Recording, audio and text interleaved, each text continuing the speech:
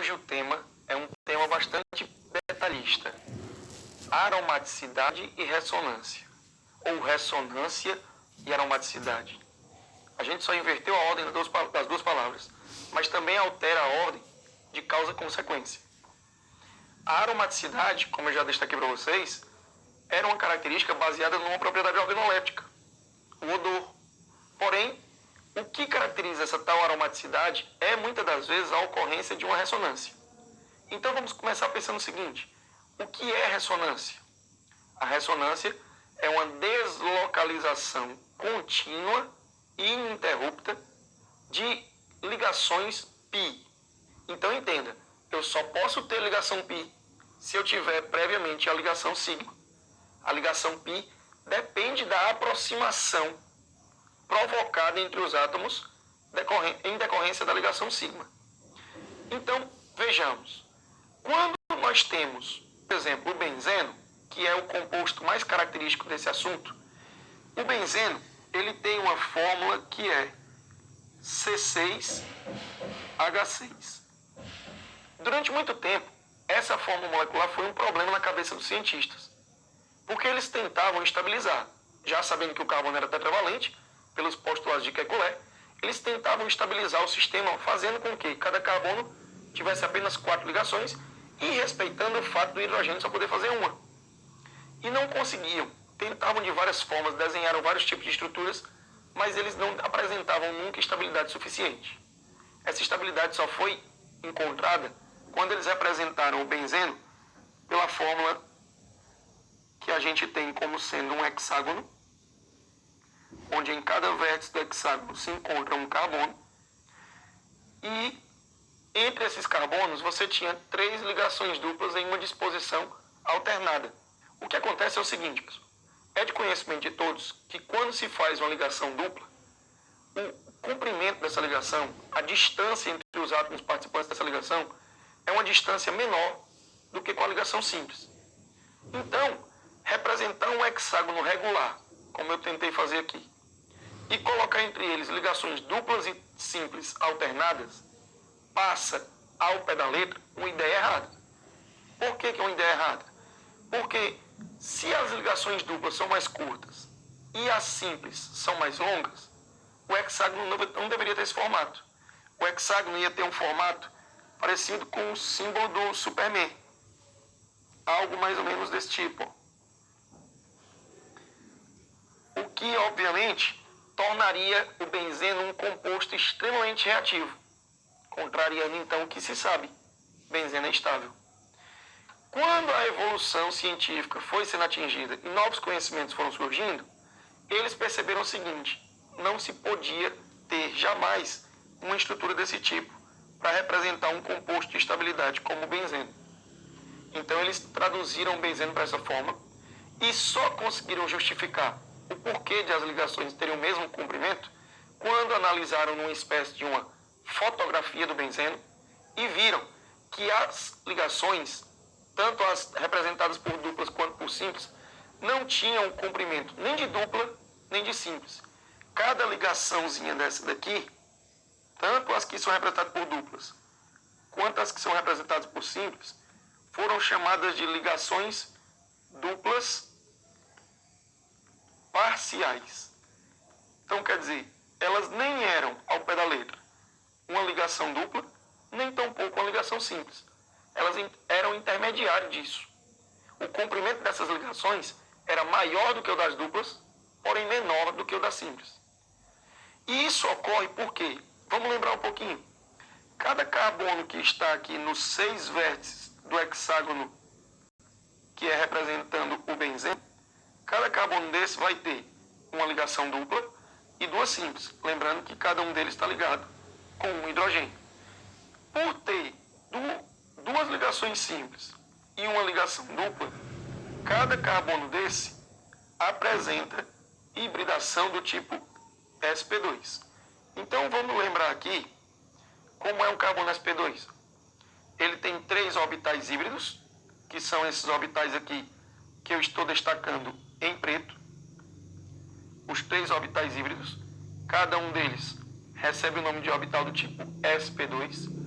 E tem aqui perpendicular, olha só, perpendicular ao plano dos orbitais híbridos, ele tem um orbital P, que não foi hibridizado. Por isso que eu coloquei aqui, com a característica dele, um orbital P puro. Mas entendam, ele forma aqui aquele triângulo plano, que a gente já destacou na aula sobre hibridação, justifica os 120 graus de distância entre suas ligações, mas no orbital P, que lembra a vocês, esses dois lobos que eu representei aqui de azul, um junto do outro, são o orbital P.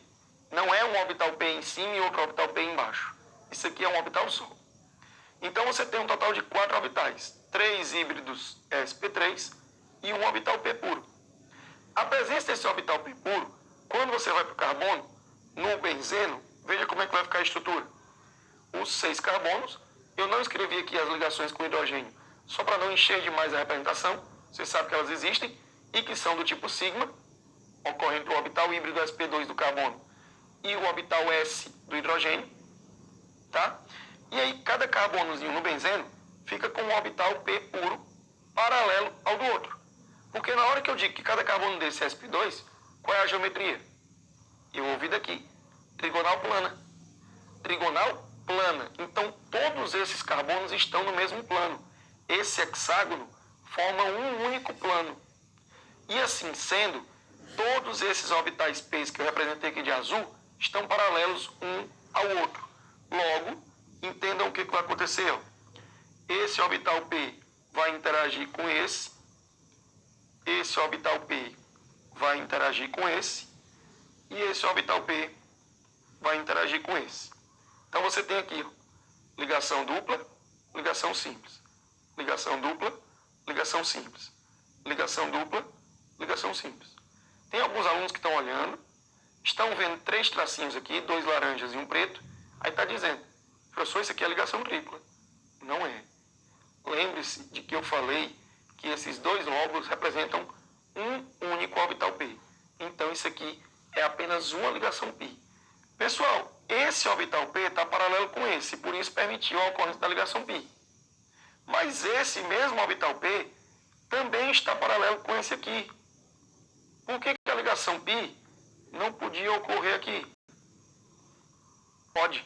O que acontece é que se ela ocorrer aqui onde eu apontei agora, essa ligação π que aqui está representada de laranja, teria que estar aqui, para que o carbono não ficasse com 5 ligações.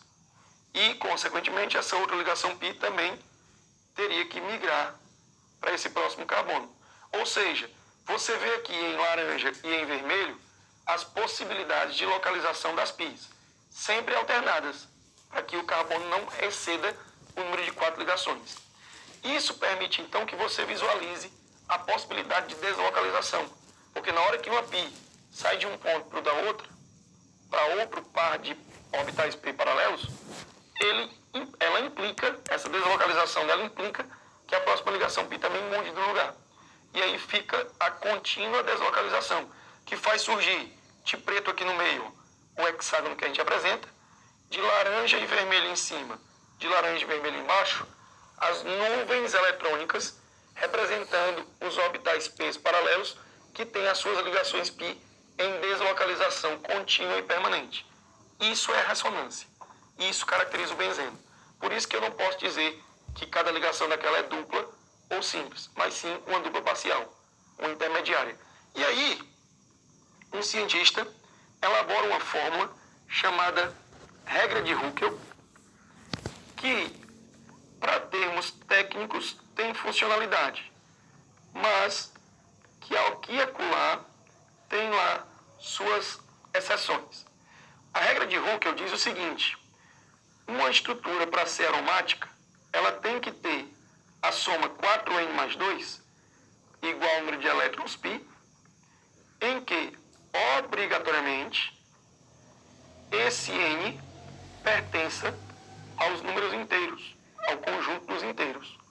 Então, pessoal, reparem, quando você tem o benzeno, representante clássico da cadeia aromática, da cadeia com ressonância, você tem 3 ligações π, não é isso? Então, vamos lá. Aplicando a regra de Huckel, 4n mais 2 tinha que ser igual a 6. Aí alguém diz, professor, você errou. Aqui eu só tenho ligações π. Pessoal, cada ligação π são 2 elétrons. E aqui ó, é número de elétrons π. Então é 6. 4n então é igual a 4. E o n, portanto, é igual a 1. O n é número inteiro. Então a cadeia é aromática.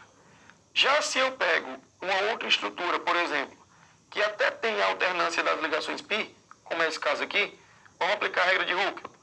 4n mais 2 igual a 4. Logo, 4n igual a 2, n igual a 1 meio, ou 0,5. Opa, o n não pertence aos inteiros, então essa cadeia não é aromática. Ok? Treinem bastante, resolvam as questões incansavelmente e até nosso próximo encontro.